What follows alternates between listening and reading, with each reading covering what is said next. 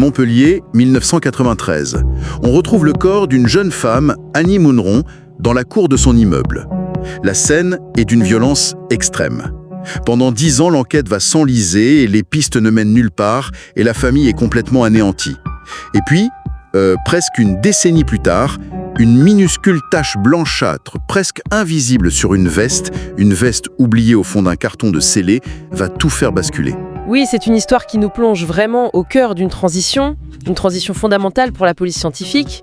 On va voir comment les méthodes d'investigation, disons, traditionnelles, Celle basée sur le mobile, les témoins, section, ciel. comment ces méthodes-là se sont heurtées à un mur et comment, 10 ans après, la révolution de l'ADN est venue apporter une réponse totalement inespérée. Alors, revenons à cette nuit, le 28 février 1993. Qu'est-ce qu'on découvre exactement sur la scène de crime, Evelyne? Il est 3h30 du matin. Des locataires tombent sur le corps d'Annie Monneron. Elle avait 29 ans. Et ce qu'ils découvrent est difficilement descriptible. Le visage d'Annie a été martyrisé au point d'être méconnaissable. Elle est à moitié dévêtue. L'autopsie confirmera plus tard qu'elle a été violée et qu'elle est morte par asphyxie après un déferlement de coups. Et sur place, les enquêteurs, ils ont quoi sous la main? Des indices? Très peu de choses. Un gant en cuir, une boucle d'oreille, un billet pour un match de basket et surtout la veste de la victime. C'est sur cette veste que se trouve cette petite tache. Un crime d'une telle violence, ça suggère souvent une rage, un mobile personnel, non? Mais qui était Annie Monneron? Est-ce que son profil a pu aider les enquêteurs au début? Justement, c'est tout le contraire. En fait, sa personnalité rend le crime encore plus incompréhensible. Tout le monde l'a décrit comme une jeune femme simple, joyeuse. On l'appelait le soleil de la pharmacie où elle travaillait. Ah oui? Elle venait de l'Ardèche, c'était la petite dernière d'une grande famille très très soudée. Elle n'avait aucun ennemi, aucune histoire trouble. Donc pas de piste évidente. Aucune. Et c'est ça, le premier grand obstacle. Tout porte à croire qu'il s'agit d'un crime de pur hasard. Une mauvaise rencontre dans la nuit. Et c'est là que commence une décennie de brouillard total pour la police. Le quartier était pourtant animé ce soir-là, il y avait un festival de rock, mais personne n'a rien vu, rien entendu. Quelles sont les premières pistes qu'ils explorent? Et pourquoi est-ce que ça ne mène absolument nulle part? Ce qui est frappant, c'est que toutes ces pistes reposent sur la même logique. On cherche un mobile, une relation, une histoire cachée. C'est vraiment l'enquête classique des années 90. D'accord? On trouve un colis de Thaïlande chez elle, on pense à un trafic de drogue. En réalité, c'était juste un service rendu à un ami. Ça tombe à l'eau? Complètement. On se penche sur un restaurateur qui lui faisait des cadeaux. Il a un alibi en béton.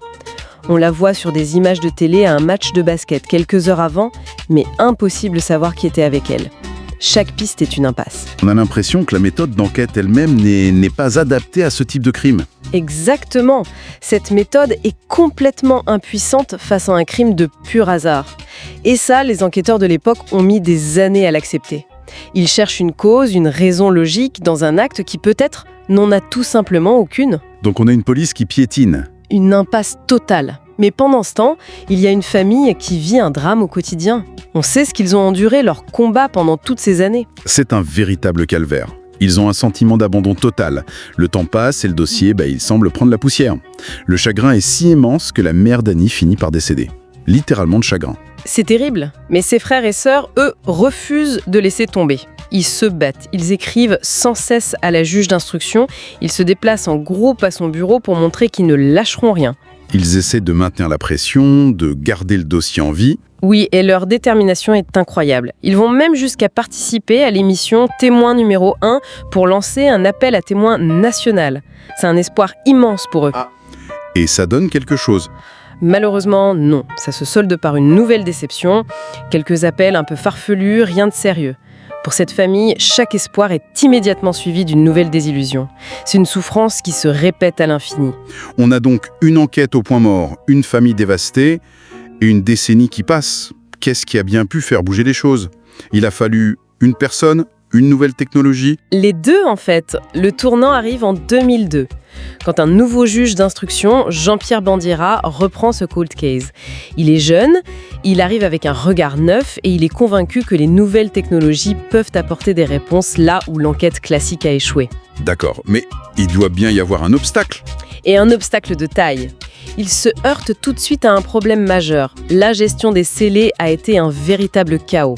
Certains ont été perdus et pire encore, les archives de l'Institut médico-légal ont été inondées. Une partie des preuves est endommagée.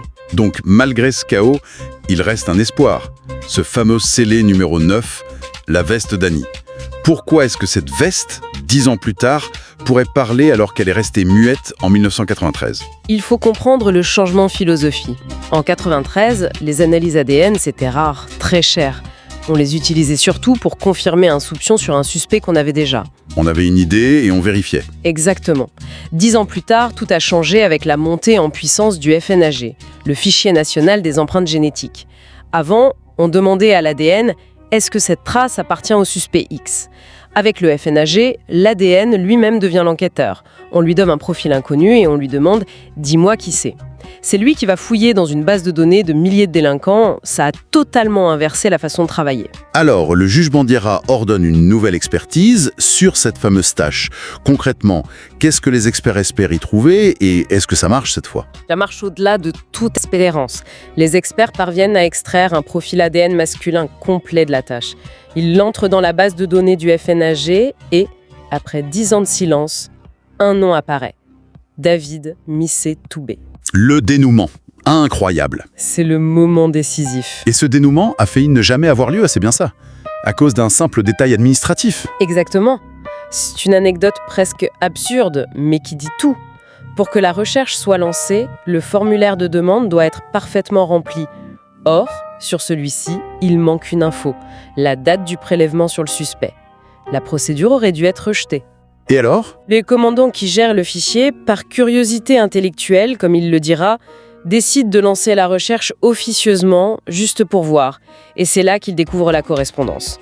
Il a alors pris sur lui de passer des coups de fil pour retrouver l'info manquante et valider officiellement la procédure. Attendez, ça veut dire que la résolution de cette affaire a tenu à l'initiative personnelle d'un seul homme, qui a décidé d'ignorer un problème de formulaire finalement. C'est fou. C'est exactement ça. Sans son initiative, le nom de Missé-Toubé ne serait probablement jamais sorti. Alors, qui est cet homme, David Missé-Toubé, dont le nom sort de nulle part après 10 ans ? Ce n'est pas un inconnu de la justice, loin de là. Au moment où son nom est identifié, il est déjà en prison, en fin de peine. Il a été condamné quelques années plus tôt pour une série de viols commis en 1996 et 1997. Et quel était son mode opératoire pour ces autres agressions ? Il était glaçant de répétition. Il repérait une femme seule dans sa voiture, arrêtée à un feu rouge la nuit. Il montait à bord, la menaçait avec un couteau ou un cutter, la forçait à conduire dans un lieu isolé et lui imposait des attouchements et une fellation. Comment il a été arrêté pour ça ? C'est une de ses victimes qui l'a reconnu par hasard dans la rue et qui a alerté un policier. Et son profil psychologique ? On imagine souvent un marginal, mais les sources disent que ce n'est pas du tout le cas ici. Non, on est loin du cliché. Il vient d'un milieu aisé, son père est chef d'entreprise, sa mère inspectrice du Trésor. Mais son parcours est marqué par des failles, une première agression sexuelle à 15 ans, une scolarité médiocre, une grande frustration. Les experts le décrivent comme intelligent, affable en apparence, mais doté d'une froideur affective totale. Il ira même jusqu'à reconnaître qu'il trouve une forme de jouissance dans la peur qu'il inspire à ses victimes. Comment est-ce qu'il réagit quand on l'interroge sur le meurtre d'Annie Monneron, un crime commis 10 ans plus tôt ? Face aux enquêteurs, il avoue très vite une partie des faits. Il raconte l'avoir suivi, avoir tenté de l'embrasser et face à son refus, lui avoir donné un seul coup de poing. Il reconnaît la fellation imposée et l'avoir étranglée, mais il minimise complètement la violence. Il minimise. Oui. Et c'est là que ça devient étrange. Quand on lui présente les photos de l'autopsie, son visage se décompose. Il lâche « c'est une boucherie », mais il nie en être l'auteur.